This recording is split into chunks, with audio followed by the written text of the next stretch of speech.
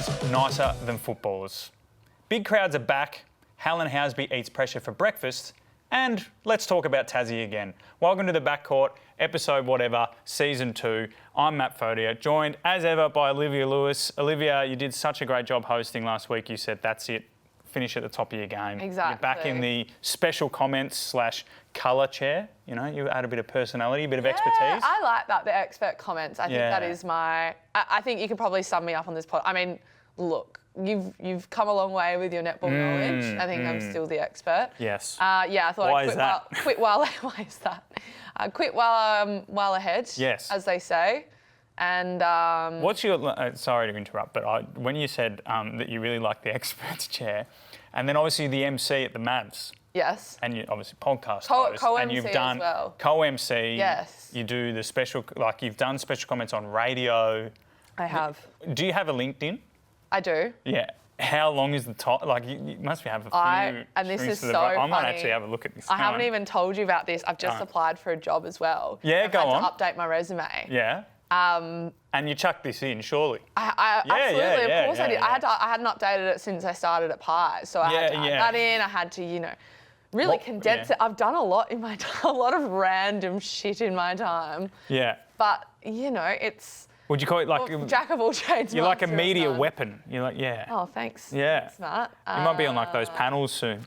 That'd be good. I mean, look, anything for a quick buck, what I mean? No, I do enjoy it. I have my degree in media and communications studies. Hey, nice. Same. This is all very...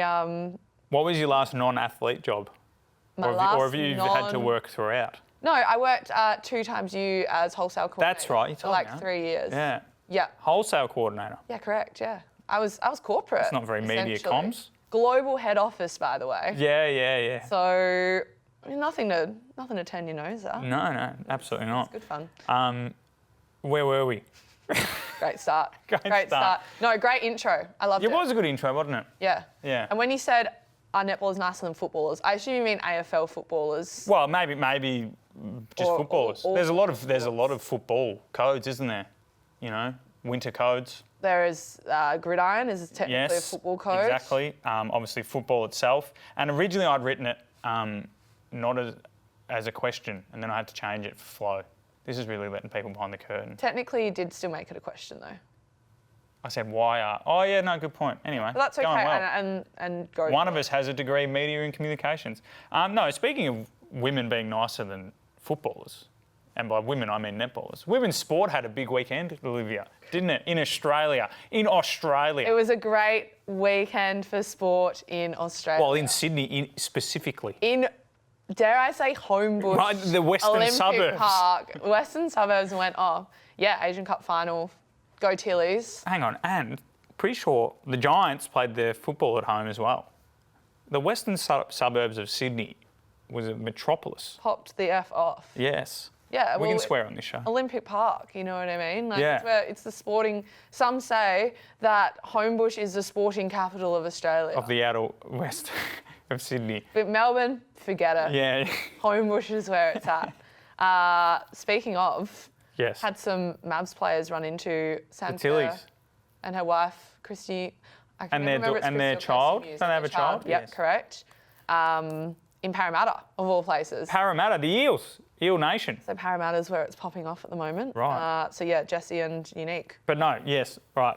This is classic us. We skipped over the main part that's in the run sheet. No, we got to the good stuff. We got to the good stuff, the meat of it, very quickly. What did they say about it? Did they say anything, or they just Yeah, I mean, they seemed like lovely people. Yeah, that's good. Yeah. Well, they're nicer than they are footballers. No, the Tillies unfortunately went down, but it was bumper crowd. End of the Asia Cup. Yep.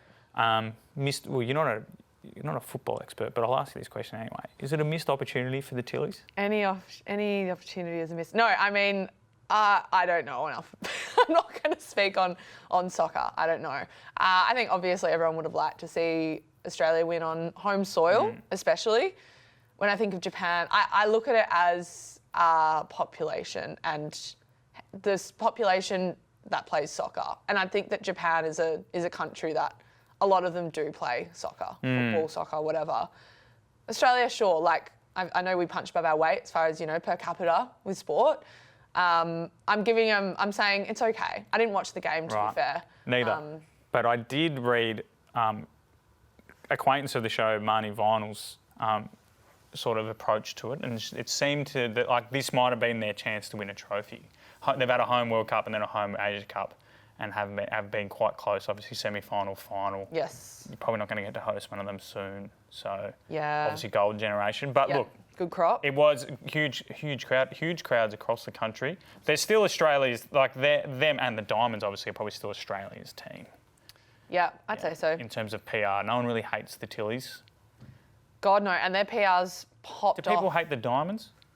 No one that's I've talked to. No. And No, we talk, no friend of mine. hates the exactly. Well, Diamonds. they wouldn't be a friend of yours if they did. Oh, absolutely right. But speaking a little closer to home, slightly closer to home, at Kudos Bank Arena, there was a huge crowd. Record crowd. Home and away record crowd. Well done to New South Wales Netball. That was great. It was a double header. So the Giants and the Vixens played. But if you'd bought a ticket, I assume this is how it worked, you got a second game for free. And what a game. 100. We'll get to that in a second. But the atmosphere would have been insane. You didn't get to go, unfortunately, but you would have heard secondhand. I absolutely did. I absolutely heard secondhand. I watched it on TV. Yeah. Looked unreal. Kudos Bank is a great arena. I don't think I've ever played a game there, but I've definitely watched. What did it netball used to be there. called?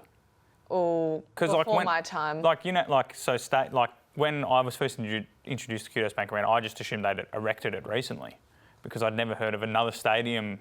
Well, it's like a that marble side. stadium that was Etihad. Yeah, that was Telstra Dome. Telstra Dome. Colonial yeah, exactly Stadium, right, yes. Exactly right.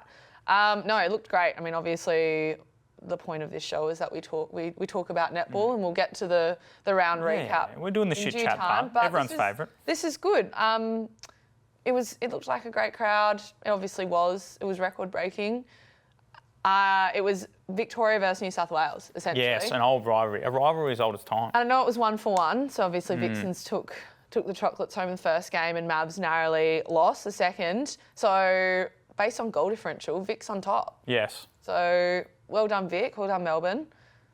I liked that when I was watching a little bit, there was some, obviously the Giants Vixens games first. I'd say majority of the crowd probably Swifts fans, just because that was just what's going to happen with the fan bases and obviously being That's okay. in New South Wales. Correct. But there was a lot of Swifts fans that had got down there early and had really, really good seats and were sort of just like very like politely getting involved in the Giants Vixens game. And that tickled me a little bit. I thought it was nice. I wonder if it was assigned seats or a general admin vibe, because surely that would be the way to get the most. Yeah, I think maybe down. these were like your seats around the court. So you've obviously paid the big bucks to get there, and you've thought, you know what, Get your if I money's paid, worth. yeah, exactly, get your money's worth. not? Absolutely. So there we go.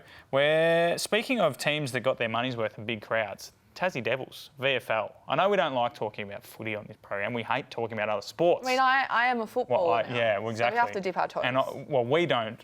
I hate it. have to dip. No, The we wider, don't. the wider netball community despise when we talk about other sports. No, Despise good it. discourse, good feedback, good discourse. Keep yes. it coming, keep it coming. Has there been as much discourse recently? Only Only positive, I assume. Not so much for us, I No, think. not directly. Anyway, Tassie Devils. People love it, apparently. Producer YXZ saying. Tassie Devils played their first VFL game in a while. I saw a lot of people, a lot of real sort of your boffin types, pointing out when people said Tassie's debut in the VFL, it's not their debut. They used to have a team. Sure. Right. But everyone, come on, everyone kind of. Yeah, I know everyone knew what they meant. Yeah. But they had 10,500 at North Hobart Oval, which if you've been to North Hobart Oval, magnificent venue. It looked. I saw that big photo. boutique. Sprawling, and just even playing at My State Bank Arena in Yeah. Tassie, it is the most picturesque. Oh, yeah, State. beautiful. Yeah. Oh my goodness. Is My State Bank the one in Hobart or Lonnie? Hobart. Yeah. Lonnie's the silver dome. Yes, that's Not- right. Not quite, My State Bank, the beautiful, same. right on the water there. Correct. Yes. Yeah. Um, So no, it looked unreal and beautiful day for And it. they got up, they beat Coburg. Yeah, who Arch apparently are rivals. one of the arch rivals of Tassie, or Yeah, have I've you made that up. specifically- Yeah, okay, yeah, yeah. Well, you know what? Keep it going. Yeah. Surely rivalry now. First, would have thought? First VFL game in a long time. But no, it looked so cool. Yeah. It looked so it's cool. unreal. I'm all for it. I hope Tassie go on. But they have released a song. Have you listened to the song? I actually haven't. Right. I don't know if our mics will pick it up. I'm gonna Slash listen if to your it. internet is strong enough. Hang on. Let me just. We can always edit There's this a link out. there, and let me just. All right, Instagram. If it makes me log in, then I'm going to be PO'd. All right. Got that fire in our eyes 'cause the dream is on the rise. We are the Devils, Tassie's team. It's a good sight to stop us, a better one to whop us, so Tassie knows Whop us. we will never weaken, we come on Why are you laughing? Because I'm looking at the comments. Oh, levels we belong. We're a team that can't be stopped. Yes, we're headed for the top. We are the Devils, Tassie's team. Oh, I was waiting for the little What? what do you call it? Not Intermission? interlude. Yeah. so I personally like it. I think the backing track and the sing song, like obviously that's how songs are sung, football songs in particular. Yeah. But I think the backing track and the banjo is what people are then associating it as very memeable and not that great. But in terms of like songwriting organic, It could be so much worse. yeah, oh yeah. It could be so much worse. No, it sounds like the most generic. It honestly sounds like AI. someone's put in ChatGPT, give us an AFL team anthem, and they've just spat it Yeah. out. I'm sure that's not the case. Well, they might have done that at the start. And gotten the idea. Because what you would do there is go to the start and then build on it. Yeah. Well. You pro AI? I don't mind it. AI or the song? I'm so strongly against Right. generative AI, but I don't mind the song. The song is just fine. We're getting a note. We're getting a note from the producer. They want Liv to sing the Mavs song. Yeah, well. Can you do it off the top of your head? Of course I can. Go on. I'll count you in. Three, do you want two, to no? one. Do you want to hear a bit of insight? Yeah. Did you So write the it? song that they play, yeah, of course. Yeah, go on. The song they play at the game and after the game is Yeah. actually different to what we sing in the change room. Right. So you've never sung the actual song. Well, no, but I know it. I've Okay. heard it. Give us a few bars. We are Mavericks, Mavericks. Who the hell are we? We're the mighty Mavs. No one can compete. You They're can't nice. stand the heat. Fit and strong, we'll take you on. Best you've ever seen. Woo! Yeah, that's the song part. Right. The chant is a little bit like, like it's always like when it's a song, when it's, Yeah. And singing it by yourself. sounds different. Yeah, I don't know why I didn't join in there. No, well, I don't know the words. Hopefully we'll hear that a few more times during the season. Well, we'll get to that. While we're staying on Tassie, we had this conversation sort of last season where I spoke mainly about why I like Tasmania and that people should go to Tasmania. Absolutely. But you can talk about from an expert view, because obviously there's rumours that there'll be 2 more Super Netball teams coming down the pipeline. Tasmania is everyone's obvious choice to get one. Yes. Because every other state bar the Northern Territory has one. Do you tell us why you think it'd work? Thanks, Matt. Yeah. I am a huge fan of the idea of a Tassie team. We spoke about there not necessarily being, I guess, a lot of players come from Tassie, crack the big leagues, essentially. We had Casey Rainbow a few years ago. Chocolate? Natasha Chocolate, the only diamond to come from Tasmania. But I think that a team would only strengthen that. Yes. It would in turn strengthen the pathways. I don't think it's relevant Their fans anyways. get around that. Yeah, as well. exactly. I don't think it's relevant anyways. I think that what everyone is screaming with SSN is that we need more teams because there's so much talent sitting on the bench. People don't like how many imports there are. So what a great way to, make sure some of our young up and coming Aussies get positions in teams, potential starting positions that weren't there earlier. It's very competitive for spots. All things we know. I'm not breaking any new ground here. I think that with Tassie, I think that the conversation had when it was coming into AFL was that it'd be really difficult to get players to move from these big Melbourne teams or from anywhere really because how much better can the money really be? Whereas with netball, no one's playing for the money anyways because there's not really that much money in it. Shock to absolutely no one. That's why you left for football. Exactly. Sure, not true, but sure. The players will just jump at a chance to play. I can guarantee it. A training partner on any in any team would just. It's only a short time. People are time in your moving life anyways. anyway. Like there's only 2. Like this is the thing. Like if you're a footy player in Melbourne, you've got 10 teams to choose from. Yep. If you're a netball player, coming up through the ranks and you're kind of on the cusp, you don't have that many options. So, I think a Tassie team would absolutely work. I don't think they would struggle to sign people. I think where they might struggle a little bit is getting those big names, drawing big names away from clubs. But that might be where the concessions come in and the extra money and what Absolutely. needs to happen. But no, I'm pro Tassie teams. And I love Tassie. I think, well, that's the thing. I think people are derogatory towards Hobart and Tasmania in general, but it's a very... It's beautiful. It's a beautiful part of the world, and it's got more... It's more than just, cold. There's more to it than just being cold. There is. There's beaches. Yeah, great beaches. If you go up the East Coast... Yeah, East Coast. East Coast is... You'd think you're in Gold Coast. It reminded me of down south WA. Margaret River, Yallingup, those kind of areas. Beautiful. Absolutely beautiful. So- Come down for air. Yeah. Come down for air. Super God, when netball. we're just a big Tassie ad. We today, are. aren't we? Someone who might need to come down for air is Patrick Voss, who's a Fremantle forward. He's got a big barrel chest. You're a Fremantle fan. Prancing Well, not anymore. You were a Fremantle fan. Yeah, correct. The Prancing Pony, Patrick Voss. He gave himself that nickname. What do you think about that? Hey, that doesn't surprise me at all. Giving yourself a nickname. I've never met the man. I don't think I've ever been in the same city as the man. Well, I probably have. But that does not surprise me at all that he gave himself his own nickname. Look, so basically on the weekend, they played against Melbourne. They had the win, Fremantle. At one stage, he picked former Fremantle player Ed Langdon up and just held him above his head, which everyone found very funny, but in another light would be looked upon quite negatively. Yes. And another player does it, it's probably a different story. And then later in the game, I think he kicked a goal. I didn't watch this game. I watched the new Peaky Blinders movie. That's continuity from last week. Peaky fucking Blinders. Yeah, exactly. Okay. Me and you. Tommy fucking Shelby. Spoilers. I don't think many I think of our we should audience- cut. I actually genuinely think we should cut that. I reckon people Or are gonna beep it. People watch Peaky fucking Blinders. They do watch Peaky fucking Blinders. Actually, beep that out. Yes. Beep that out. Where were we? I didn't watch it, but I've seen clips. So I think he kicks a goal and then tells Harrison Petty, brother of Hannah. Hannah Petty's brother. Yeah. Harrison Petty. Yeah, Yes. that's what. Yep. I know. Yeah. Okay. I'm just Yep. And then he taunted him a few times and then went with a crying sort of emoji reaction. Gesture. Anyway, taunted him about something that happened a few years ago that at the time Rubbed was him on frowned the head a upon. lot. The time was frowned upon. Another netball adjacent person has done this recently as well in the last couple of years. So anyway, got us to the conversations. Obviously, taunting in sport, like I think in the NFL they have a rule against it. Like players can be like penalised on field. Rather than just being like after the game. But netball doesn't really have this issue. And as the expert, can you tell us why? Why is taunting not a thing in netball? Why is stupid, arrogant behaviour not a thing in netball? Of course, God, just disgusting. Yes. Actually, no.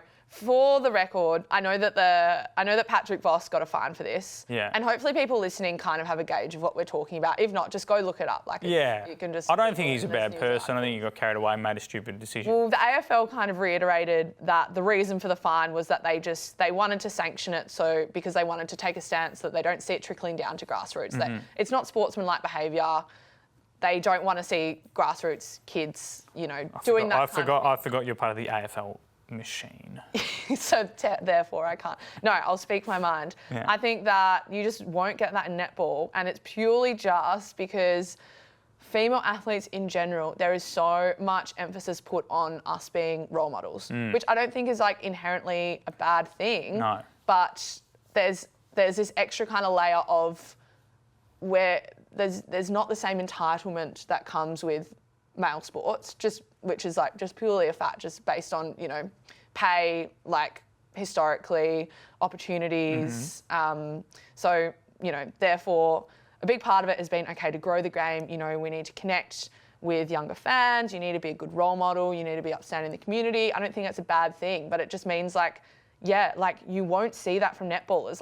There's less room to be a dickhead. There's such a strong no dickhead policy across netball, which is why I guess you don't really see the same. And I'm not saying this is a good or a bad thing. It's just an observation, really. But you don't see those same quote unquote personalities in netball as you do in footy. Just in most female sports, you don't see the same scandals that you see in men's footy, which I don't think is a bad thing. I think it's a good thing.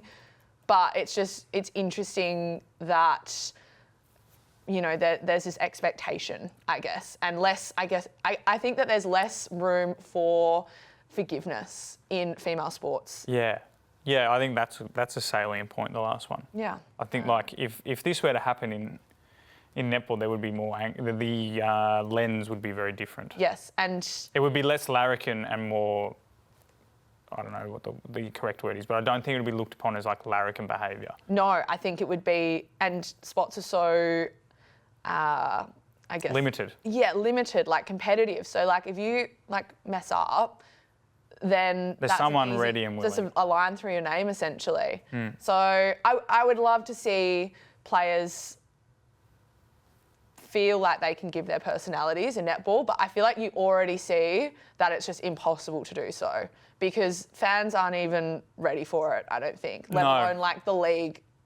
Yeah, that would be interesting too. Like, obviously, there's quite a divide in terms of the Voss thing. I'm sure there's a lot of people that thought it was, you know, like I said, larrikin Yeah, behaviour, funny. especially the Langdon Yeah. thing. It'd be interesting to see if something, let's say, if, you know, Kim Jenner decided to pick up, you know, Helen Housby over her head or Taylor Fraser over her head. Potentially, that would just be a contact. But, Yeah. But I think there's more the taunting, you know, like Yeah, the taunting, but I'm see any saying I don't- like there's yeah. no sledging in netball. Like there's maybe some little like comments here and there, but it's nothing like. But are you saying that you don't think the netball audience would be, like, there wouldn't be like people on either side? There would be one-way traffic.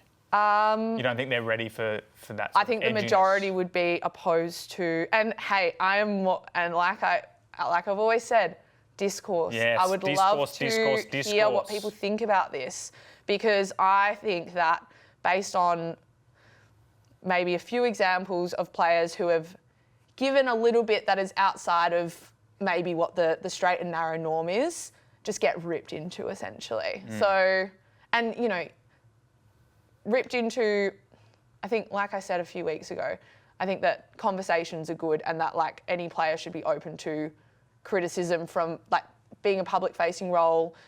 Having fans invested is a good thing. As soon as it's personal attacks, not okay. Draw the line there. But yeah, I just think that if anything like that were to happen in netball, the response publicly would be so like outrageously different. No, I agree with you wholeheartedly. Speaking about getting ripped into, the Lightning and the Firebirds ripped into an all-time classic of a Battle of the Bruce. Battle of the Bruce. Which Battle of the Bruce. No one was referring to it as Battle of the Bruce. What did they call on it? broadcast? I actually can't remember. If you They were on didn't say, like, broadcast, would you have squeezed it in? no, there needs to be a better name. It's quite hard to squeeze in a Battle of the Bruce. 4 words. Battle of the Bruce. Battle of the Bruce. I can't remember what they were calling it. I guess like Queensland. Maybe Queensland like Derby. Sunshine. Sunshine Cup or something State. like that. Sunshine State Showdown. Ooh. No, they do call, that's the pre-season game they play. They call it the something. Okay. Sunshine Well, look, something. they've got another 8 rounds to figure it out. Yeah. Well, the Battle of the Bruce was an absolute all-time classic. Lightning got up by 1 goal in front of a packed home crowd. You're about to crow that What you did I say correctly last week? tipped it. What did I say? I said the home crowd will win. And genuinely, like Sunshine Coast home crowd it's a legit eighth player. Are they feral?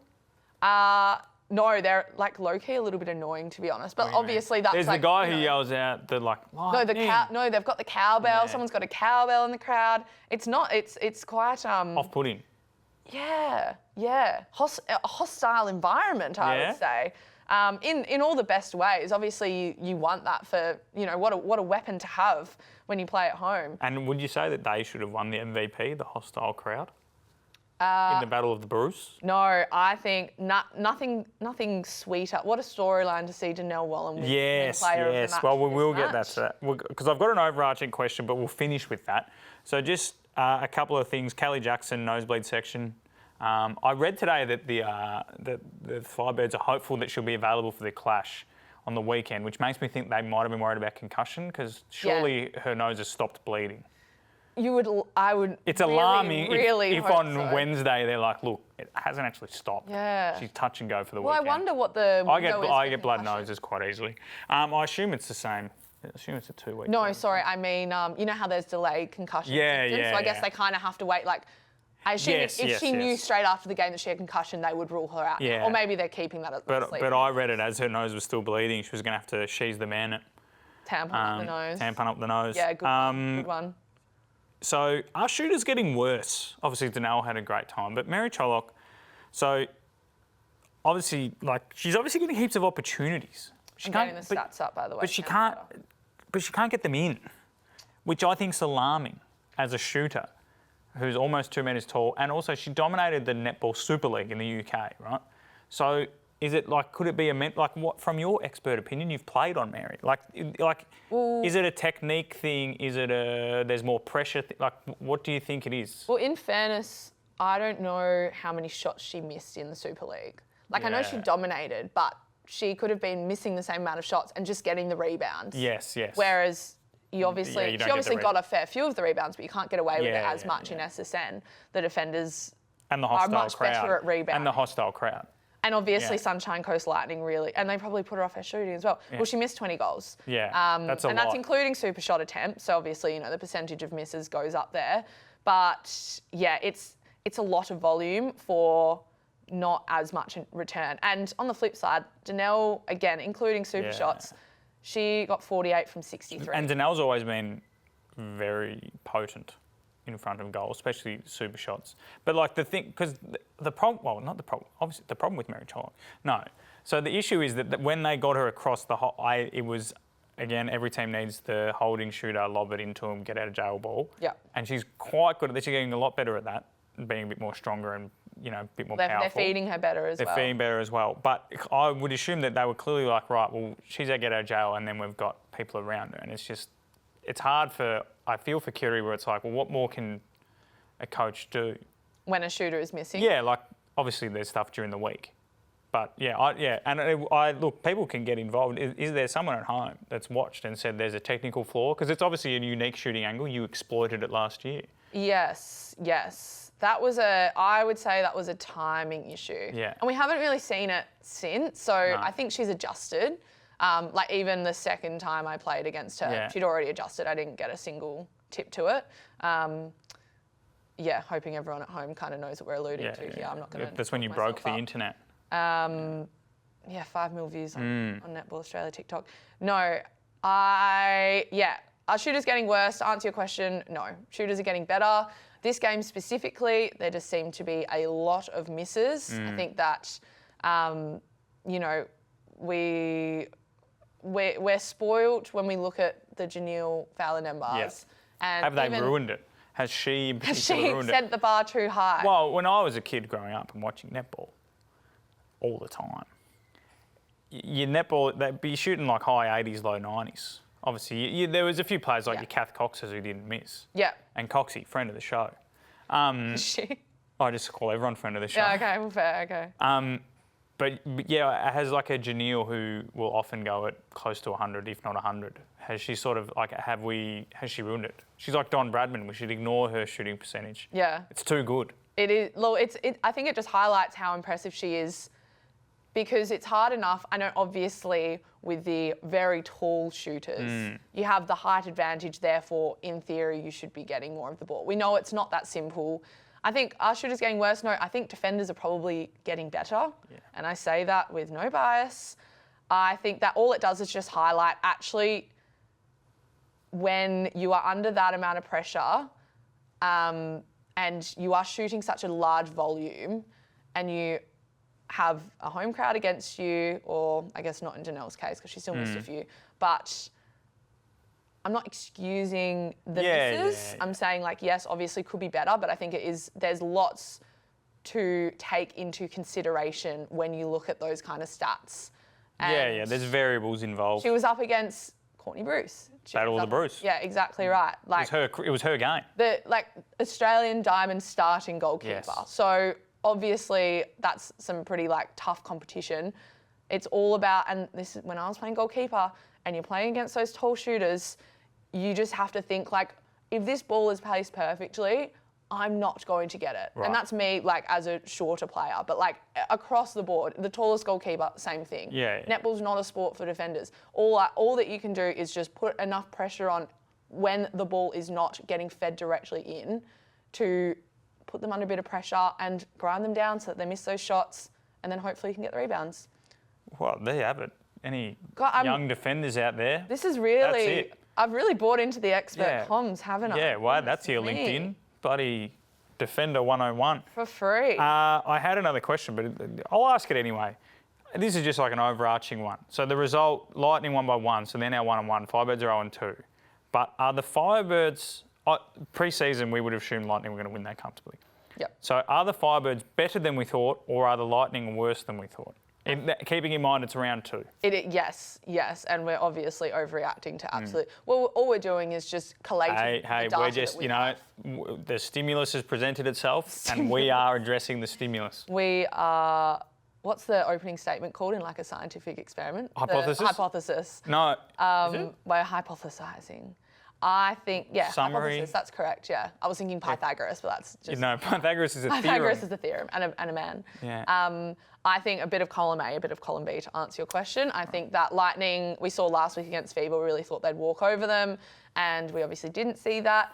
They came out, with a bit more grunt this week. I thought Kara Conan had a much better game, which helped. I think even Karen Berger came into her own a bit more, especially at the end, a bit of a clutch intercept. And I think the Firebirds, maybe overperforming and, not overperforming, but I think we did kind of forget about all the internationals. They also didn't have. Well, I don't think we Gordon forgot. this I think we actually we were saying that their back 4 from the centre was as good as you can get, or close to. It was just about maybe the connections. I forgot about Maddie Gordon. Well, she's who was injured. out this. Yes, exactly. So And it she was seems out to be this quite a bad hamstring from her post. Oh. Well, it's just like hamstrings are what usually 3 to 4 weekers. I don't but the way she People posted, 8. As a slob of a man. But she did some big Instagram post about she was super excited to get over here and disappointed. It was almost like season over stuff. Yeah, well, it's hard when it's a 14-week season as well. Yes, not including finals, but and the Firebirds, unfortunately, she will add a lot. There. She will absolutely add a lot. Yes. So and I thought when she posted that she was out with sunburn. It's all about continuity. Okay, all right. Okay, speaking of moving forwards. Yes. Thunderbirds Fever. A couple of years ago, this was the game. And unfortunately, no Janelle meant the game that the pendulum has swung towards the Thunderbirds. The gap's gotten a little. Yeah, they won fairly comfortably. The Fever didn't embarrass themselves, but it was another comfortable victory at home for the Thunderbirds.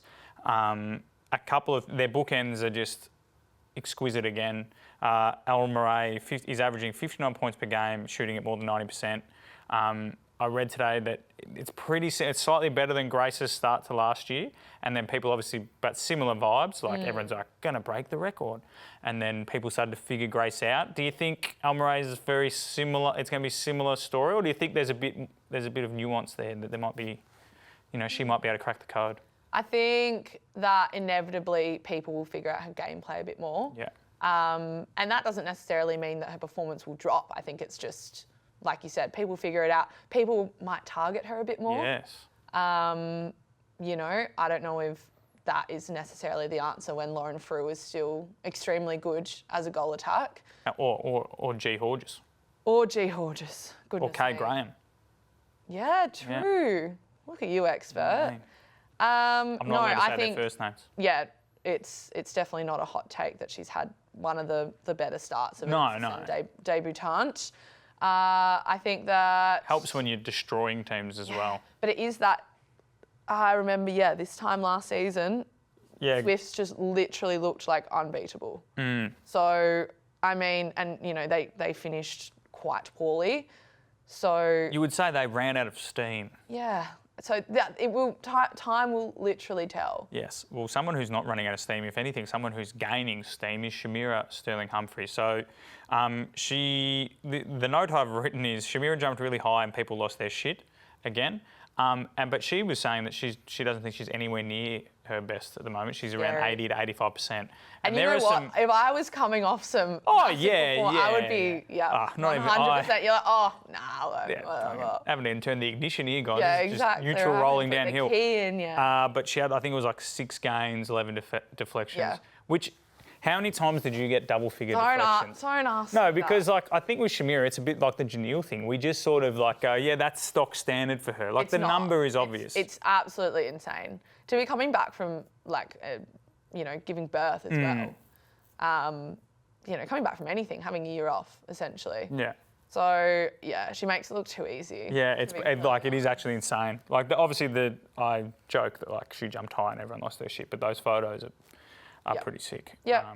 So that is probably that's probably the scarier part. Not that Al Murray is dominating because, as you said, there's similarities between her and Grace's season last year. It's probably more alarming that Shamira doesn't even think she's got her third gear and she's doing her thing again. Yeah, I struggle to see a weak spot in their team.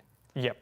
You could argue, this is very harsh on Lauren Frew, but you could argue the only real weak spot is But goal like attack. you said, And she's Lauren Frew, who And who dominated a semi-final 2 years ago. yeah, but then the backup is Georgie Horges. Yes. So So you would argue that the only weak spot is Tanya's had enough for Lauren Frew, puts Georgie Horges in a goal attack, and then Taylor Williams has to play wing attack.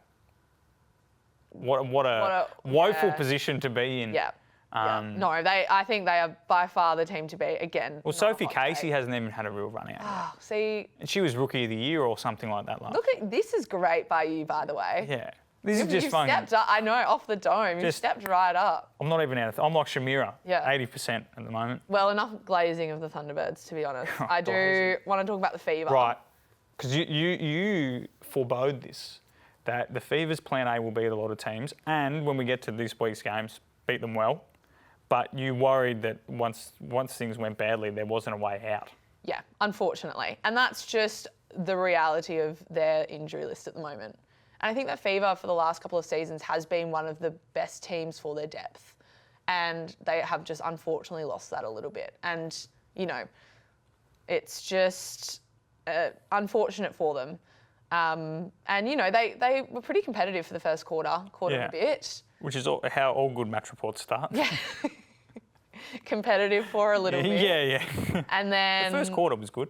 And you know what? This is the problem with the Super Shot. And Sasha obviously dominated the Super Shot the week before, when I would say the pressure was probably off a little bit as well. When the pressure's on and you have to make them.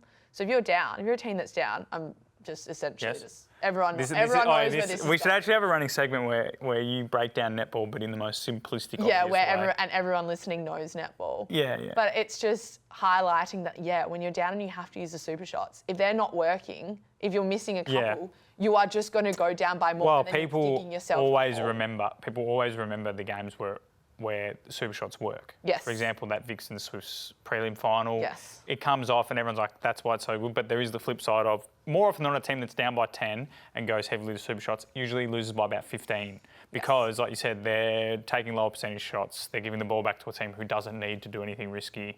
Correct. Correct. No, it will be interesting when we get to this week's games that the Fever's season, again, this is only off 2 games, is going to ebb and flow with the best of them because I think there's not going to be much. There's going to be low floors and high ceilings. And you can't, I think Thunderbirds will, at the way that they are playing right now, that will beat anyone on any given day. So, honestly, credit to the Fever for giving it a crack for a little 13 bit. goals at the Thunderdome at Adelaide Entertainment Centre at the Mosh Pit. Might not be that bad of a performance. Seats. No, and I think that Fever's best 7 will beat majority. They'll beat the teams they have to beat.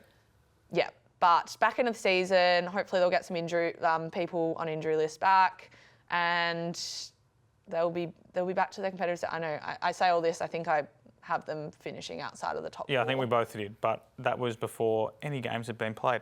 Giants and Vixens. Look, Vixens fans are going to get annoyed because we're not going to talk about them heaps, but that's because literally everything you're doing is as per the script.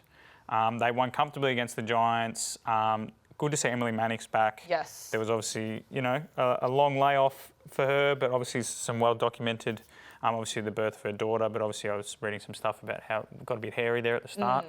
So it's good to see her coming back. And then Matilda McDonald, as we discussed last week, we broke the news last week. Last game. That it was her last game, so it was good to see her on court, so a bit of synergy there.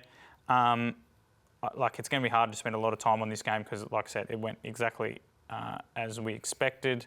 There's a note in here, could the Giants go all season without winning a game? I find that unlikely because I think they're doing the thing that they always do. Start really slow, fall out of any possible finals contention, win a few games at the back end and everyone gets a bit excited about next year. Yeah. I mean, I just posed the question in the run sheet, No, it's fine. because I don't know if it's ever happened before, but a 14-week season there's not that many games to play. And I think at the moment they just look really far off of it. So that was why I was, And it probably sounds very harsh. It's not like I'm preying on their downfall or anything. It's more just an observation. But, you know, I hope that's not the case. But again, it's round 2. No, exactly. Classic. They may very well win. I'm just looking ahead. Maybe not this week, but the week after.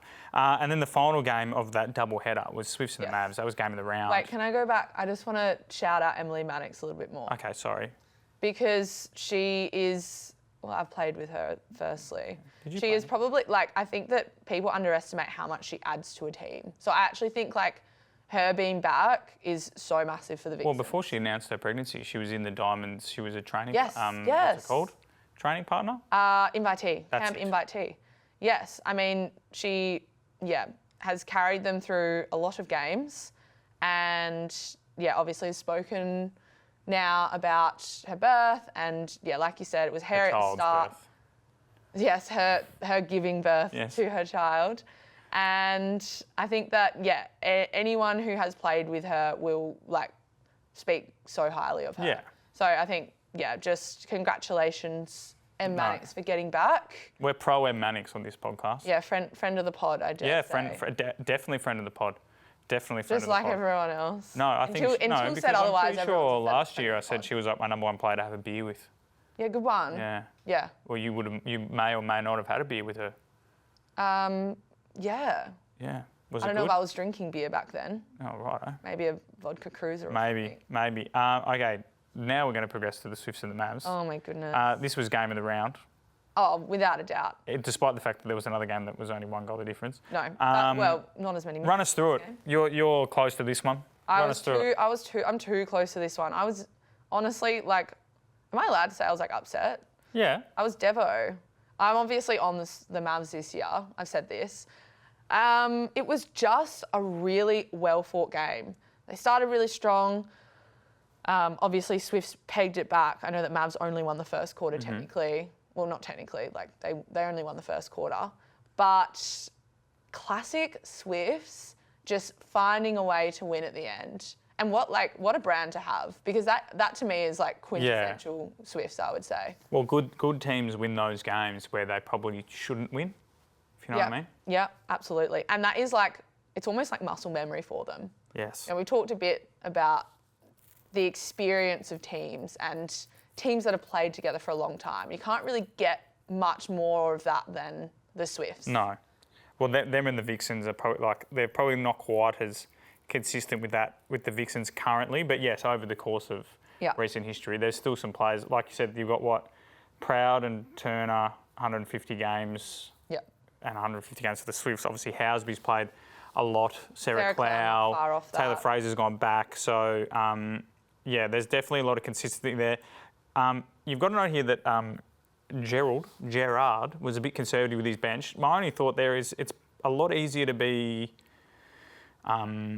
confident and swing the changes when you're comfortable, like they were against the Giants like the week before. It's a lot easier when there's not less pressure, but you're a bit more confident because you know that deep down you're going to win this game. Whereas maybe under a bit more pressure, people sometimes just they're a bit more hesitant to pull the trigger. Yeah, well, I think it's that sweet spot of being up by enough that you don't want to, move the needle too much. Because I think, on the flip side of when teams are up by quite a bit, you see the changes. When teams are down by a bit, you see the changes because you need a change. Whereas when it's tight. When things are going okay and it's kind of goal for goal, it's neck and neck, there's not too many errors either way, then, it's kind of like if it's not broke, don't fix it vibe, especially when, there's quite a bit on the line, obviously. So it's not surprising to me, given the context of the game. I think I anticipated more rotation. Well, that's their earlier. weapon, the Mavs, is actually probably the way they use their bench. Well, yeah, and I think that I see the Mavs as one of the teams that has a lot of versatility. And it's not saying that anyone on court was doing a poor job, and obviously but we did see sometimes, them use the bench. But I think when you see have such an incredible first game, and that's like not even counting pre-season, which obviously I saw a bit of and, saw her performance there. I think I was just surprised that it took quite a while for her to be brought on, especially in the Power 5 time, which is kind of her bread and butter, even though she's not only just going to be used for the Power 5 time. I thought they probably could have used a bit of an injection of that.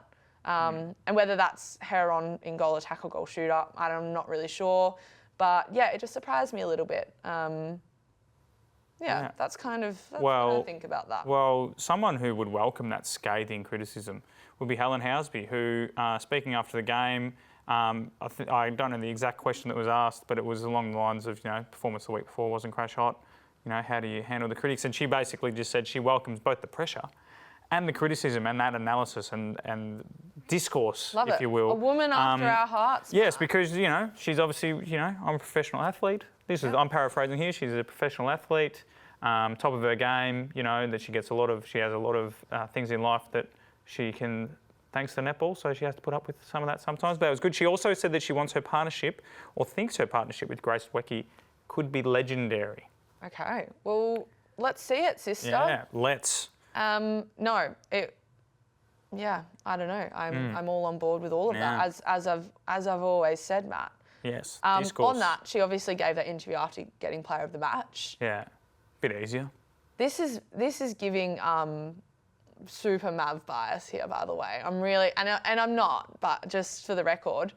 But bring back giving MVP to people from the losing teams, because, and I'm not taking away from Helen's game. She obviously, turned up when they should do the was on. local sport thing. When I've been playing footy last couple of years, that each team gives out their best, so the home team will have a 6-pack, 2 6-packs, and they'll be like best player for the home team.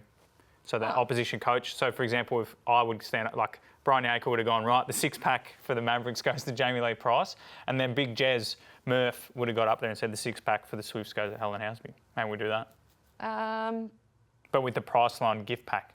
Sure. Yeah. Although 6-pack would be fun. Yeah. But okay, Helen Housby, and I know net points aren't everything. I'm all for that. We're getting told to hurry this up. 92.5 net points. Yeah. You're not using net points. You're not using net points. 129.5 net points. You're not using net points. She dominated this game.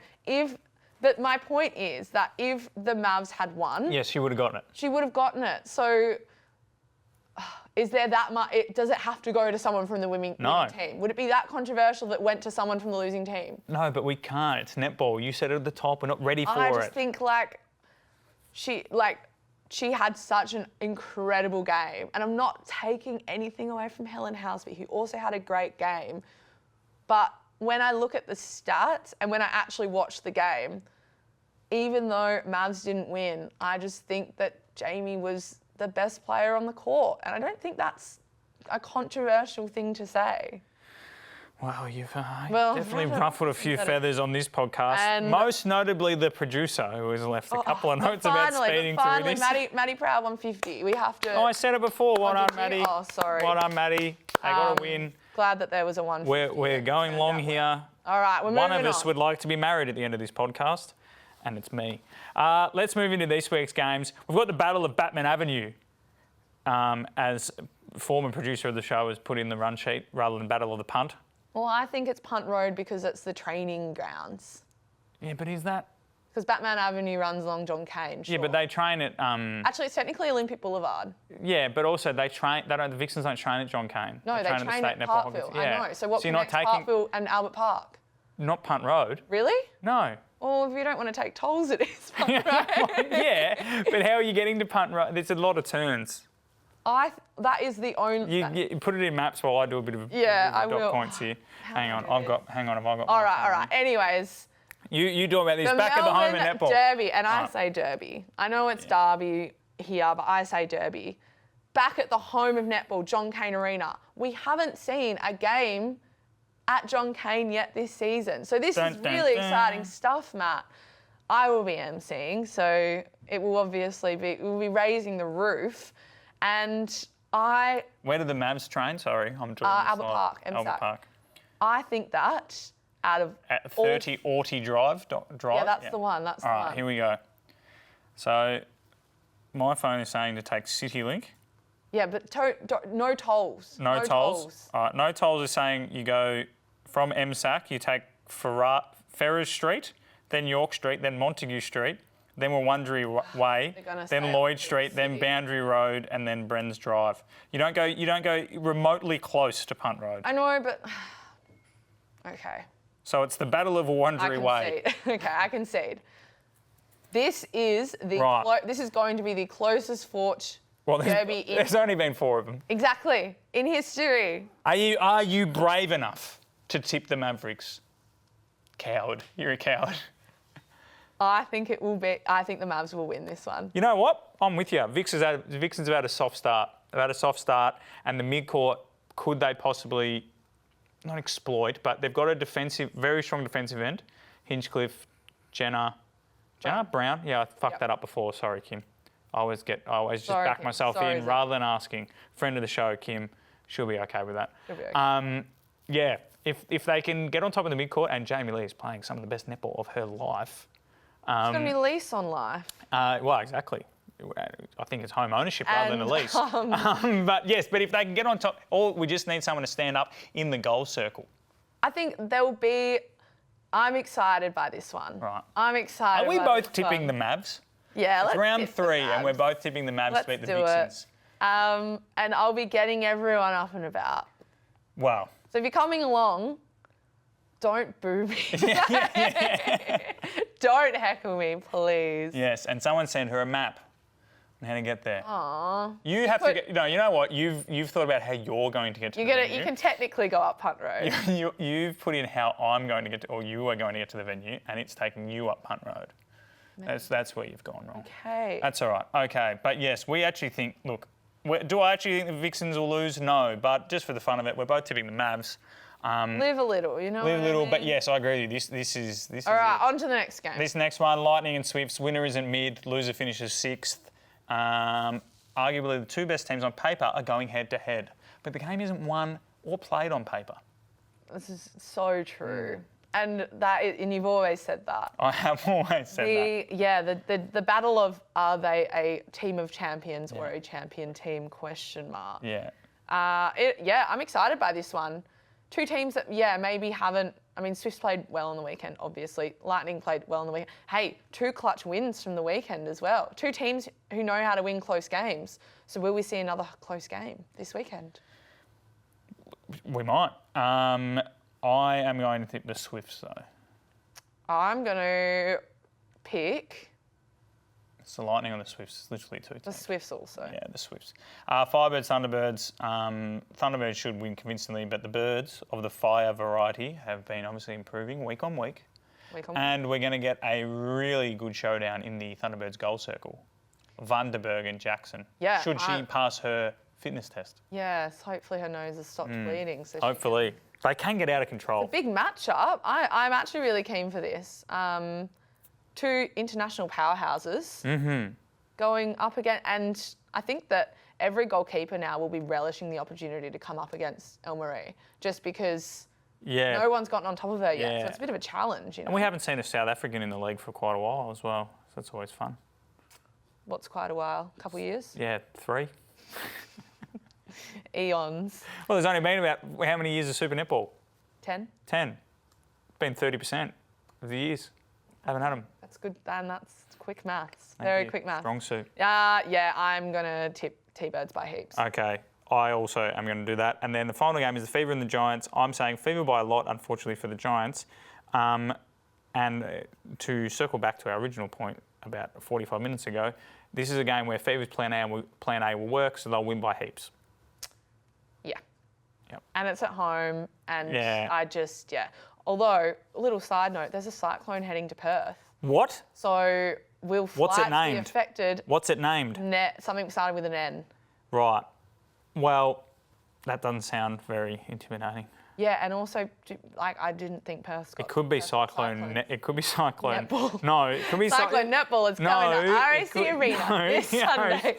It could be cyclone Nerida, and the Giants are in town. It's so the name. That would have been so much. That would have been so much better if you'd let me go with that first. But you went with Cyclone Netball, which, to be fair, Cyclone Netball would be a good episode title. Narelle McMahon. All right, we're both tipping the Fever. Cyclone Netball coming to a city near you. Battler of the Week. Battler of the Week. Round two. That's a sting. Thank you, everyone, for your feedback this week We had and last week. 800% I more. got the feedback this We week got from the producer. Send it through. We had a few nominations, a few repeat offenders as well. Whoa, offenders? A few repeat nominations. Yeah. Yes, nominations. I am so excited to announce that this week's Battler of the Week for round 2 is Unique Pallavi. Now, It's a very I, Melbourne-centric award, the Battler of the Week. at the moment, Yeah. at the moment, but we'll spread the love, don't worry. And I give it to Pav because I think that she has come on Leaps and bounds. incredibly this season, as in come on the court. And yes, I think she has come along leaps and bounds, showing her stuff. She is built for the big stage, I'd say. I'd love to see her out on court a lot more. And I didn't actually notice this when watching the broadcast, but she was among the repeat nominations sent in by our listeners. And there were a couple of people that said that on the broadcast she was juggling fruit and giving fruit out at quarter and I don't know if half she was juggling the fruit. I think they were saying she had, during the timeout break, she had both the fruit Yes. and the water. Oh, so she slash was towels. juggling in So a she was juggling the figurative way. task, I not understand. actually. If she was juggling fruit, I think it wouldn't be Battler of the Week, it'd be MVP. It would be Jester of the Week if she's juggling to entertain during the breaks.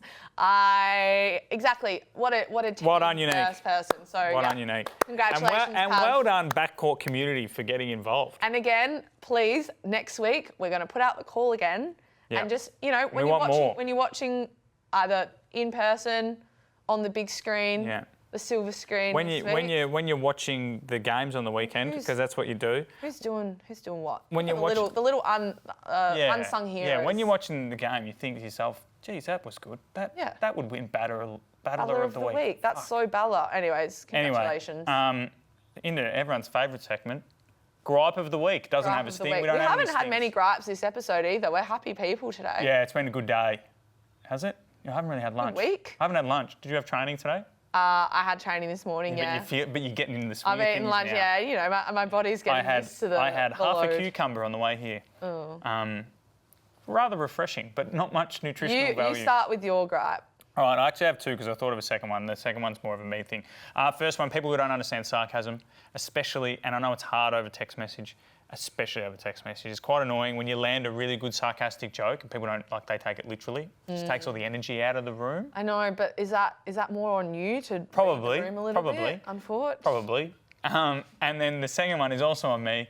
Had a late Teams call last night and it was going really well. And then I made a salient point via the chat because sometimes I don't like to talk all the time over it. I just type it in there Yeah, when I someone's rate in that. flow state. And Yeah. I actually solved it, maybe not solved an issue, but pointed out an issue that people hadn't seen. And then when everyone made that comment, I made what I thought was a really good gag, but I hadn't unmuted myself. So less of a gripe. And then it's too late. It's too late. You can't, no, you have to that was probably take my career's over. So we really need a sponsor for this show. That's okay. Gripes, you? I have one gripe this week. Right. People who panic buy. I am really, look, it's an understatement to say I'm not happy Is this with the close state to of the home? world right now. Is this close to home? I went to fill up my car with petrol this morning. No unleaded petrol at 7-Eleven Clifton Hill. So I understand the stress, but it's really taking me back to COVID. And people panic buying toilet paper, mildly amusing, I would say. Yeah, how do you panic buy a petrol? Like jerry cans? Jerry cans. And obviously, petrol's a bit more important than toilet paper, as in you can get by without toilet paper. Petrol, yeah, we need that. So if everyone can stop filling up their jerry cans, I'm optimistic that everything will be okay. I don't think Australia will run out of petrol. I'm manifesting that Australia won't run out of petrol. Well, we won't run out of petrol. Look, I'm about to go on a little capitalist rant here. I've closed the laptop. Great. They put up the prices of oil/petrol before, so quickly after the stuff in the Middle East. The petrol was already here. They'd bought it. They were just taking the piss And out that's of the reserves us, now. the working man. The reserves. Oh, There's not much get- petrol left. I'm not complaining about the price of petrol. I'm worried that people are hoarding it. Well, maybe we should do it and then sell it. No, on but the this is black market. this is the thing, and then everyone goes, "Oh shit! People are panic buying petrol. Now I need to panic buy petrol." Wow, Everyone, relax. Relax. The government will give us free petrol eventually if we all complain enough. In saying that, I'm gonna get an electric bike. Really? Yep, I've decided. Yep, and then Well, I'm you gonna might get ride here my on bike time. to the train station, catch the train to training, ride my Well, you bike. can do that in station. footy because you just put your boots. And at a big club like Collingwood, you boots? just leave your stuff there. Yeah, but you do that anywhere. To be fair. Well, you can't do As it. in, You can't do it with my sport. no, Matt. Okay, sorry. That's where we draw the line. We're talking about cricket. That's been the backcourt for this week. I hope you enjoyed it as much as we enjoyed it. We'll be back next week to talk about how the Giants beat the Fever and Cyclone Netball. Until then, good stuff. Thank you.